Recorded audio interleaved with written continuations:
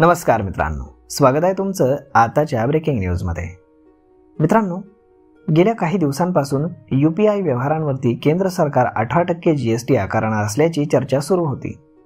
या चर्चेवरती आता केंद्र सरकारच्या अर्थ मंत्रालयाने एक परिपत्रक काढत स्पष्टीकरण दिले। अर्थ मंत्रालयाने जारी केलेल्या या पत्रकामध्ये स्पष्ट केले की केंद्र सरकार 2000 रुपयांपेक्षा जास्त किमतीच्या UPI व्यवहारांवरती कुठलाही GST आकारणार नाही आणि सरकारचा असा कुठलाही विचार नाहीये। UPI व्यवहारांवरती GST आकारण्याचे हे दावे पूर्णपणे खोटे आणि दिशाभूल करणारे आणि निराधार आहेत।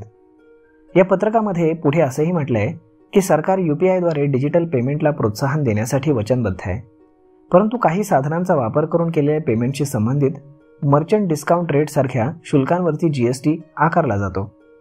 दरम्यान गेली काही वर्षांमध्ये UPIचा वापर वाढलाय।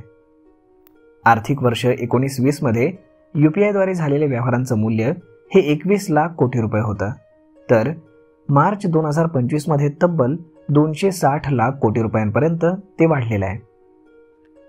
1 जुलै 2017 रोजी केंद्र सरकारकडून देशामध्ये GST लागू करण्यात आला। GST हे एक अप्रत्यक्ष कर प्रणाली आहे। याद्वारे विविध केंद्रीय आणि राज्य करांची एकत्रित कर आकारणी केली जाते। यामध्ये वॅट, सर्व्हिस टॅक्स, त्यानंतर उत्पादन शुल्क इत्यादींचा समावेश आहे। GSTचा उद्देश कर प्रणाली सोपी, पारदर्शक आणि व्यवसाय करण्यासाठी सोपी करणं हा आहे। देशभरामध्ये वस्तू आणि सेवांवरती समान कर आकारणी निश्चित करण्यासाठी एक देश एक कर या तत्वावरती GST प्रणाली लागू करण्यात आलेली आहे। तर मग मित्रांनो, अशा पद्धतीनं सरकारने कुठल्याही प्रकारचा कर हा 2000 रुपयांपेक्षा जास्तच्या UPI पेमेंटवरती लावलेला नाहीये। तर मग मित्रांनो, अशी बातमी जर तुम्हाला कुठे पाहायला मिळाली तर ती खोटी आहे हे लक्षात असू द्या। तर मग मित्रांनो, हा व्हिडिओ, ही माहिती तुम्हाला कशी वाटली हे तुम्ही आम्हाला कमेंट करून नक्कीच सांगा। आणि जर आवडली असेल तर आपल्या जवळच्या मित्रमंडळींसोबत देखील हा व्हिडिओ तुम्ही शेअर करायला विसरू नका। धन्यवाद।